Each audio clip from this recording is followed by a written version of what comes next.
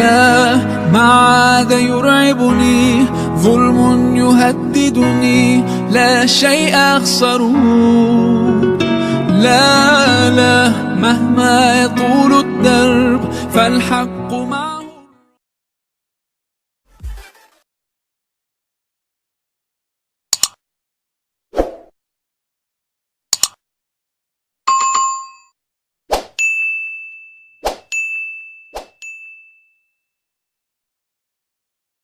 Sedangkan Al-Quran menyelamatkan kita, menolong kita di dunia, apalagi di akhirat. Iqra'ul Quran fa innahu ya'ti yaumal qiyamah syafi'an li ashabih, kata Nabi. Bacalah Al-Quran, karena sesungguhnya Al-Quran itu di hari kiamat akan menjadi penolong bagi orang yang membacanya. Kenapa sih Nabi selalu bilang hari kiamat, kenapa nggak di dunia? Karena kondisi di hari kiamat jauh lebih sulit daripada di dunia. Jadi kalau di hari kiamat aja yang kondisinya sangat sulit, masalahnya sangat besar, Al-Quran menolong kita, apalagi di dunia, gitu maksudnya. Jangan sampai kita ngerasa kayak, kenapa sih obrolan hadis itu selalu urusannya akhirat, kiamat, padang mahsyar? Kenapa nggak dunia sih? Itu maksudnya. Kalau di akhirat saja yang lebih berat masalahnya, lebih banyak bebannya, lebih sulit keadaannya, Allah menolong kita, Rasul menolong kita, Al-Quran menolong kita, apalagi di dunia yang ecek-ecek, yang receh banget. Teman-teman tahu nggak? Masalah kita di dunia itu sebesar apapun, seberat apapun, itu tuh receh banget dengan dibandingkan masalah nanti di akhirat. Receh banget loh. Kita merasa hidup kita sempit, sempit mana dengan alam kubur. Kita ngerasa hidup kita membosankan, lebih membosankan mana dengan sendiri di dalam alam barzakh. Kita ngerasa ditinggalkan di dunia oleh orang yang kita cintai, kita pasti akan ditinggalkan di padang mahsyar oleh orang yang kita cintai.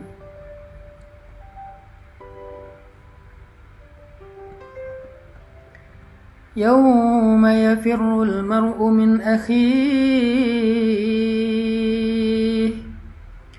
yawma yafirrul mar'u min akhihi wa sahibatihi wa banihi likulli imri'in minhum yawma idzin sya'nun yughnihi.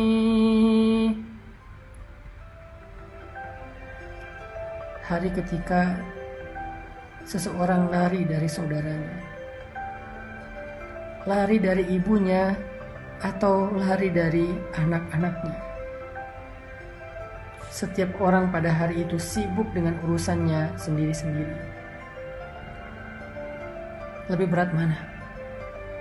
Ditinggalkan oleh orang yang kita cintai di dunia, padahal kita masih punya keluarga, kita masih punya orang tua, kita masih punya anak, kita masih punya sahabat, kita masih punya banyak yang mencintai kita dan memperhatikan kita, cuma ditinggalkan oleh satu orang sementara di dunia.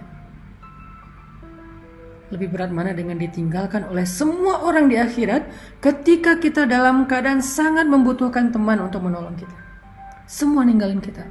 Ibu ninggalin kita, ayah ninggalin kita, pasangan ninggalin kita, walaupun kita dikuburkan di sebelahan dengan dia, atau bahkan satu liang lahat dengan dia, ninggalin kita loh, tanpa ada kata-kata.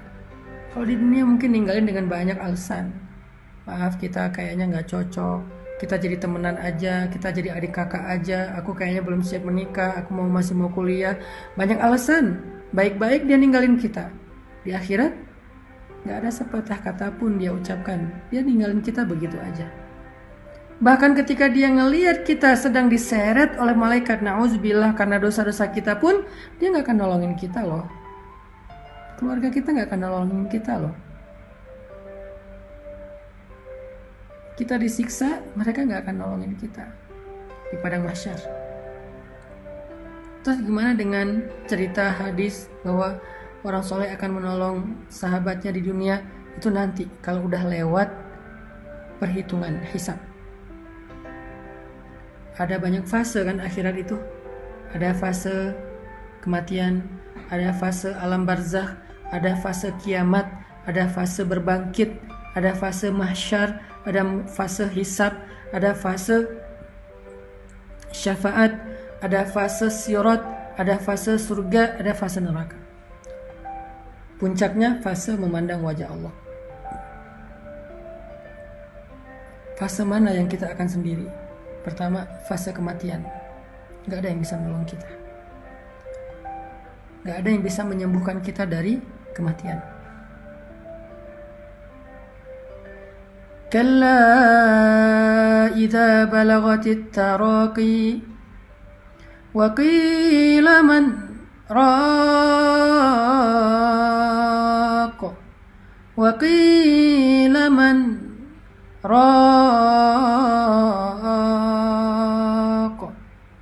wa dhanna annahu al-firaq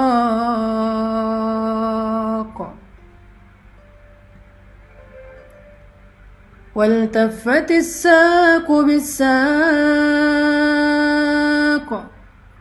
إلى ربك يومئذ المساق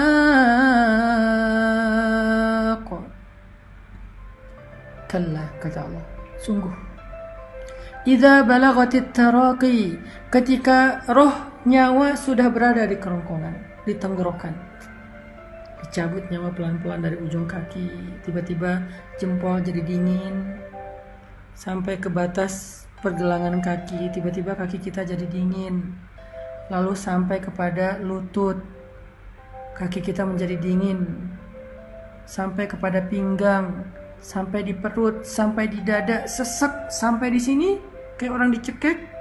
Idza balagatit taraqi, kalau nyawa udah sampai di sini. Wa qila man raq, perhatikan ayatnya, wa qila man raq. Kenapa saya berhenti tadi? Wa qila man raq, surat Al-Qiyamah. Wa qila man raq, kenapa saya berhenti? Kenapa enggak wa qila man raq? Kenapa wa qila man raq? Karena di situ ada tanda sakta. Sakta itu artinya diam. Jangan lanjutkan bacaan, tapi jangan bernafas dulu. Karena kalau udah bernafas namanya waqaf. Kalau nggak bernafas berhenti namanya sakta. Kita disuruh diam, tapi nggak boleh bernafas. Kenapa? Di situ ada filosofinya. Perhatikan terjemahannya. Wa qila man, ditanya kepada dia, siapa? Siapa sekarang? Jawab siapa? Lalu kenapa diam? Karena nggak ada yang bisa dijawab, nggak ada yang bisa jawab, nggak ada yang bisa ditunjuk siapa. Siapa apa? Rokok yang bisa menyembuhkan. Man rok, siapa? Diam yang bisa menyembuhkan. Kenapa harus diam dulu? Karena ketika nyawa sudah sampai di tenggorokan, gak ada yang bisa menolong, gak ada yang bisa menyembuhkan. Sehingga Allah bertanya, man, siapa yang akan nolong kamu sekarang? Gak ada. Kita diam. Dokter? Gak bisa. Dokter angkat tangan.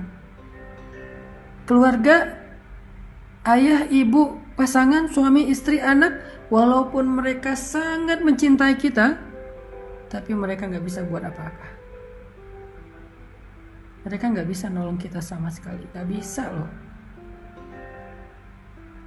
Jadi kalau kita lebih setia kepada keluarga daripada Allah, tanya aja sama diri kita masing-masing. Apakah mereka akan nolong kita nanti? Enggak. Kalau kita gara-gara anak jadi gak ke masjid, gara-gara keluarga jadi gak ke masjid, gara-gara pasangan jadi gak ke masjid, gara-gara keluarga jadi nggak berhijab, gara-gara keluarga jadi nggak sholat, gara-gara keluarga kita makan yang haram, kita mencari harta yang haram, gara-gara keluarga. Sekarang tanya, apakah kelak mereka bisa nolong kita? Jawabannya ada di Al-Qiyamah. Wa qila man raq. Gak ada yang bisa nolong kita. Balik lagi kepada pembahasan tadi. Boleh dengar musik selama itu bukan musik yang dilarang dalam Islam. Apa itu musik yang dilarang? Pertama, performance-nya. Performernya adalah seorang cewek yang nonton cowok, nggak boleh. Kedua, isinya adalah tentang tubuh perempuan yang terlalu vulgar, atau tentang cinta-cintaan yang nggak halal, apalagi cinta semalam yang udah jelas-jelas haram, tentang baper-baperan, patah hati, pengen bunuh diri, lemah, nggak berdaya, yang syairnya melemahkan jiwa kita, itu dilarang. Tapi kalau lagu musik yang sekedar hiburan, motivasi, musik yang sekedar selingan, nggak ada bait-bait syair yang melemahkan semangat kita, maka nggak apa-apa. Tapi tetap itu nggak bisa memberi kebaikan kita di dunia atau di akhirat. Yang bisa ngasih kita kebaikan dunia dan akhirat itu Al-Quran. Maka dengarkanlah Al-Quran. Nasihat agama, maka carilah ilmu dan dengarkan nasihat ulama atau para dai atau para ustaz. Zikir, kalimat-kalimat mulia dari nama-nama Allah, itulah yang bisa menyelamatkan kita dunia dan akhirat.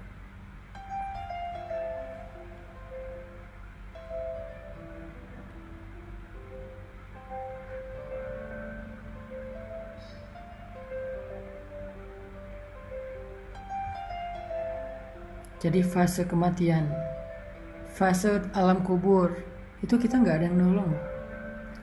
Keluarga yang paling mencintai kita, yang tidur di atas makam kita karena nggak rela dengan kepergian kita, menangis habis-habisan seharian itu karena kehilangan kita, tetap dia akan melangkah pergi meninggalkan kita sendiri di kubur. Dia nggak akan nemenin kita di dalam alam kubur, nggak akan. Alam barzakh berapa lama? Sampai kiamat. Kalau kiamat masih 100 tahun lagi, berarti 100 tahun di dalam alam barzakh. Kalau 1000 tahun, berarti 1000 tahun di alam barzakh. Lalu ke kiamat sangkakala pertama, ada jeda sampai ke sangkakala kedua. Berapa lama jedanya? Paling cepat 50.000 tahun. Paling cepat 50.000 tahun antara sangkakala pertama dengan sangkakala kedua. Terompet pertama dengan terompet kedua. Ada 2 kali tiup terompet kan, malaikat Israfil. Jeda antara terompet pertama dengan terompet kedua paling cepat 50.000 tahun. Berarti kita di alam barzakh yang udah pasti 50.000 tahun plus dari kita meninggal sampai kiamat. Lama banget kan? Selama itu kalau kehidupan kita di kubur itu gak nyaman, gimana tuh? Bisa ditolong sama keluarga? Gak bisa. Lalu ditiup trompet yang kedua, berbangkit. Semuanya hidup lagi. Hidupnya fisik dan batin, kayak sekarang. Kayak di dunia. Hidupnya tuh nyata banget. Bukan mimpi, bukan halusinasi. Benar-benar nyata. Zahiran wa jasadan. Zahiran wa batinan. Ruhan wa jasadan. Roh dan jasad kita sama kayak sekarang. Hidup lagi. Tapi beda dunianya. Kita sudah hidup sekarang di dunia, di alam yang bernama Ardul Mahsyar. Ardun bahasa Arab yang jadi bahasa Inggris. Ard jadi earth. Ard jadi earth. Ardul dunya wa Ardul Mahsyar. Ada 2 earth dalam Islam. Earth dunia yaitu bumi, earth mahsyar, kita nyebutnya padang mahsyar, tapi Islam menyebutnya bumi mahsyar. Ada bumi dunia, ada bumi mahsyar, ada 2 bumi. Bumi dunia namanya Ardud Dunya. Bumi mahsyar namanya Ardul Mahsyar. Kita hidup lagi di padang mahsyar, bumi mahsyar. Gak ada pohon, gak ada lembah, gak ada bukit, datar semuanya. Gak ada rumah, gak ada kendaraan. Yang lebih berat lagi, gak punya siapa-siapa. Noleh kanan kiri ngelihat pasangan kita, ngelihat orang tua kita, mereka gak ngelihat kita. Semuanya sibuk sendiri-sendiri, gak pakai baju apa-apa. Arian kata Nabi, telanjang. Kata Sayyidah Aisyah ini kan perempuan yang sangat pemalu ya. Aduhai betapa memalukan hari itu. Saya gimana nanti ya Rasulullah, pada hari itu malu banget. Kata Nabi, ya Aisyah, gimana kamu merasa malu? Sedangkan semua orang sibuk sendiri-sendiri, termasuk kamu. Dan kamu akan lebih fokus kepada ketakutan kepada Allah karena akan disidang dibandingkan dengan rasa malu. Hilang udah rasa malunya karena saking takutnya. Gak ada rasa malu. Semalu apapun dia, sifat pemalunya besar banget, tetap aja rasa takutnya lebih besar sehingga mau menghilangkan rasa malu. Saking takutnya kata Allah di dalam surat Al-Muzammil.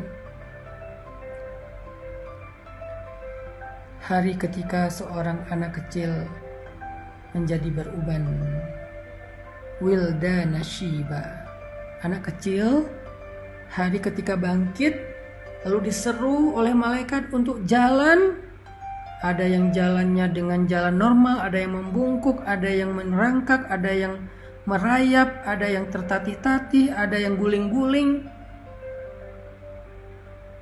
Saking menakutkan hari itu sampai anak kecil aja yang masih bayi, yang rambutnya tebal, yang masih bukan bayi, anak kecil yang rambutnya tebal hitam tiba-tiba menjadi putih. Saking takutnya. Masuk ke hari hisab.